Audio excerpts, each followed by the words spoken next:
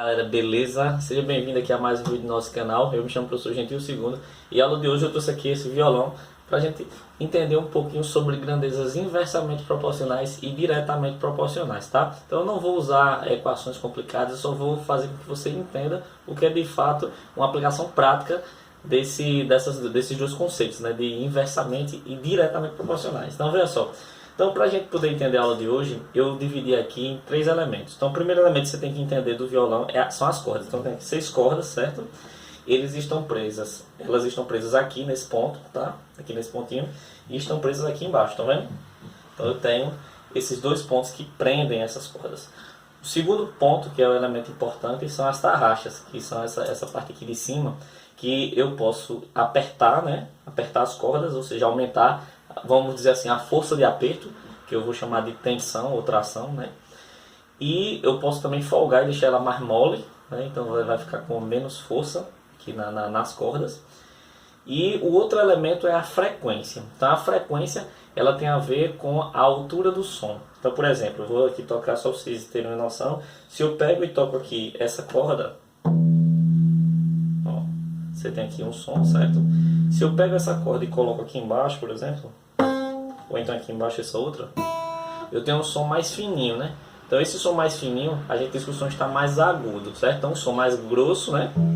É um som grave. E um som mais fininho é um som mais agudo. Então, como é que a gente associa isso? Quando eu tenho um som grave, significa que a frequência está baixa, tá? Quando eu tenho um som fininho, significa que a frequência está mais alta, beleza? Então, por exemplo, a relação entre a frequência do som da corda de um violão e o comprimento da corda, eles são inversamente proporcionais. Quer ver? Então, por exemplo, imagina que eu vou escolher aqui uma corda qualquer no meio, certo? Essa corda aqui. Aqui ele está emitindo um som. Se eu pego esse meu dedo e coloco aqui embaixo, certo? Vê o que acontece. O que está acontecendo aqui em relação ao comprimento da corda? Eu tenho um tamanho, né, da corda, que ela pega daqui de baixo, onde eu mostrei no começo do vídeo, que prendia aqui em cima. E agora eu estou mudando essa pressão aqui, eu estou colocando aqui. Então o tamanho da corda ficou esse aqui agora. Então a corda ela só vai vibrar nesse pedacinho aqui. Ela não vai mais considerar a corda inteira. Por quê? Porque eu prendi neste ponto aqui o meu dedo. Então estou diminuindo o comprimento dessa corda. Então o comprimento está diminuindo e a frequência está aumentando, porque o som era assim e agora ficou assim. Então o som ficou mais fininho, ou seja, a frequência aumentou porque eu diminuí o comprimento. Então isso é um exemplo de grandezas inversamente proporcionais, tá? Quando uma aumenta, a outra diminui, beleza?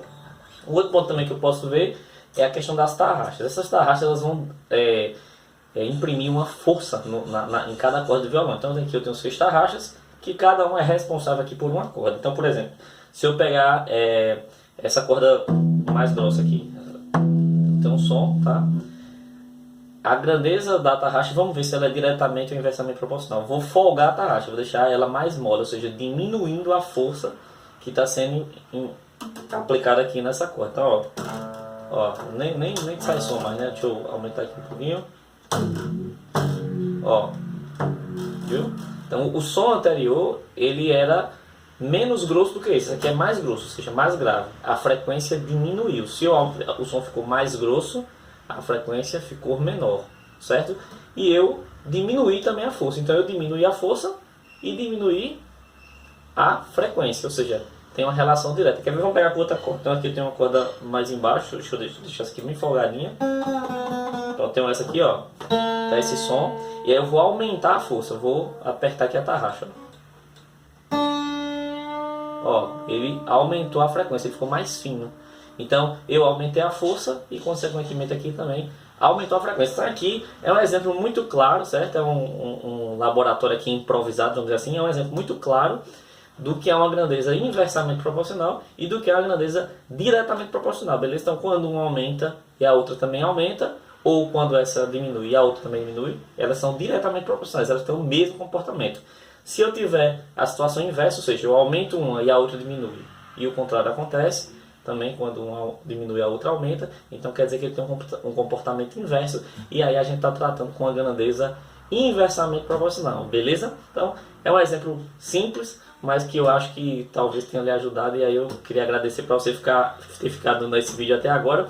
E só lembrando, para você que chegou aqui, por favor, se inscreva no nosso canal, ative as notificações, ligue o sininho e eu convido você a assistir a aula de regra de 3, que tem relação com essa questão das grandezas diretamente em inversamente proporcionais. Vou deixar aqui na tela e aí você se inscreve e assiste a aula, tá bom? Obrigado, pessoal, e até o próximo vídeo. Valeu!